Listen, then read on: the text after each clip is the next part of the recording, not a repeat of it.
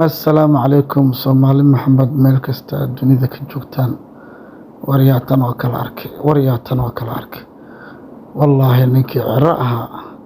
qaana qoorta ugu jirto meel la filaheena waa tegiyey oo ilaa hadda adduunka dhan ka yaaban yahay bal gabadha su-aasha ay weydiisay dhegeysta.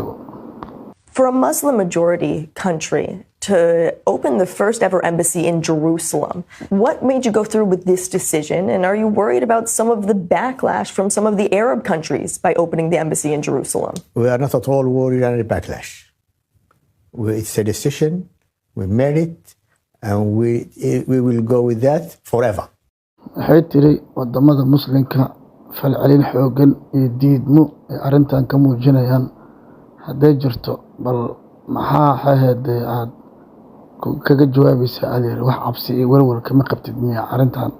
oo aad go-aan ku gaartay in aad Qudus safaarad ka furto iyada ay tahay dhul Falastiin ah. wuxuu yiri waxaas ma jiraan wax walwala aan ka qabnana ma jirto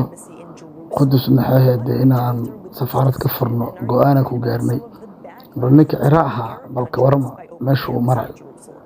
Qudus inay tahay dhul Falastiin ah asaga waa ogyahay asaga hadda ka hor Falastiin oo ka hadlayo muuqaalkiisa waa haynaa meel walbana waa yaalaan waa laga helaa soo ammaanayo oo dhahayo Falastiin waa la dulmiyey maantase waa kaasaa ciro hadalkiisii hore maba ka warhayaba waxaa waay Qudus ayay maanta ugu dhigan tahay Qudus waa dhul Falastiin ay leedahay dowlado badan ayaa ka xishooda adduunka oo xataa ay gaalo ka mid tahay cadaan ka mid yahay wadamo badan Netanyahu asaga wuxuu raadsanayaa Qudus in loo aqoonsado ciro waa loo yiri waxaa la yiri Qudus ilaa waa inaad nagu aqoonstaa oo safaarad ka dhigtaa bal ninkan ciro ah wax la taliyo ma waaye adduuni aakhiraba والله ورواجرة فلسطين ودد لبن ودد الدلمي ودد الله المستعان باهل لقدلي سوى البلايري لجد لي قف والبق ومسلم الشيطان وكورها يا كل وعركتنا أمرنا مقال لوري جناي مع المهندن ونين أنور ليرة هذا وفلسطيني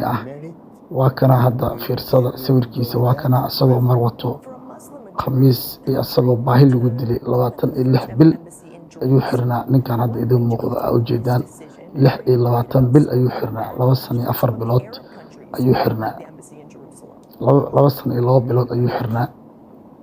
بل كورم ومرك نكان مدحوين عرعة وحلت لي أيو وايي صوته قدس وأقول فلسطين ويتحي